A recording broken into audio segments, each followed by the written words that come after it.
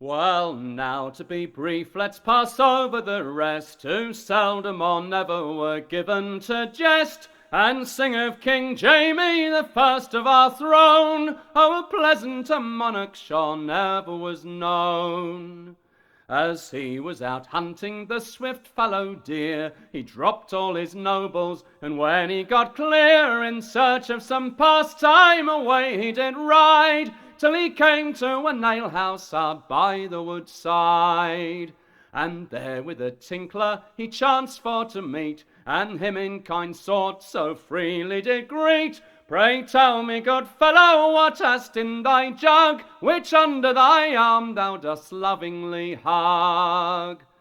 By the mass, quoth the tinkler, 'tis nappy brown ale, and for to drink to thee, friend, I'll not fail. For though that thy jacket be gallant and fine, I think that my tuppence as good is as thine. By me soul, honest fellow, 'tis truth thou hast spoke. And straight he sat down with the tinkler to joke, and they drank to the king. They pledged to each other who'd seen 'em and thought they was brother and brother.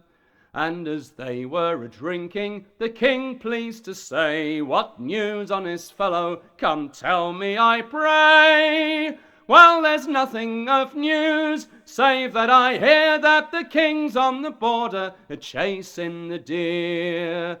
And truly I wish I so happy may be, whilst he is out hunting, the king I might see. For though I had travelled the land many ways, I never have yet seen the king in me days."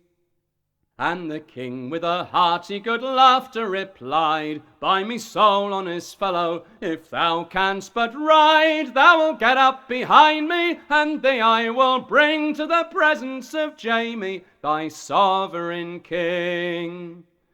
Oh, but he'll be surrounded with nobles so gay, so how shall we tell him from them, sir, I pray?" "Well, you'll easily know him when once thou art there, for the king's head be covered, but his nobles all bare." So he got up behind him, and likewise his sack, with his budget of leather and his tools at his back, and away they did ride to the merry greenwood, where the nobles came around, and bareheaded they stood.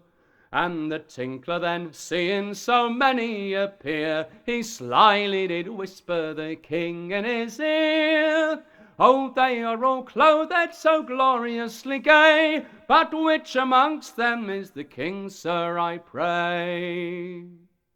And the king with a hearty good laughter replied, "By me soul, honest fellow, it's thou or it's I, for the rest are bareheaded, uncovered all round." And the tinkler he gaped, and he fell to the ground, and like one who was frightened quite out of his wits, down on his knees then he instantly gets, beseeching for mercy. But the king to him said, "Oh, you're a good fellow, so be not afraid. Now come tell me thy name."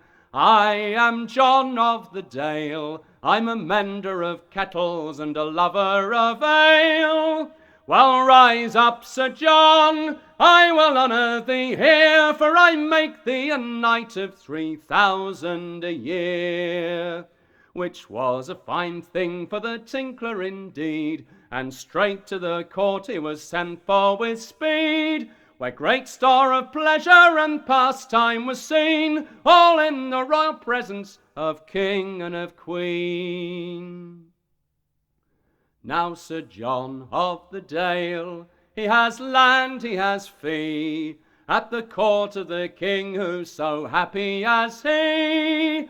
But still in his hall hangs the tinkler's old sack, with his budget of leather and his tools in a pack, to remind of the times to his back they did cling, and the day he spent drinking with Jamie the king.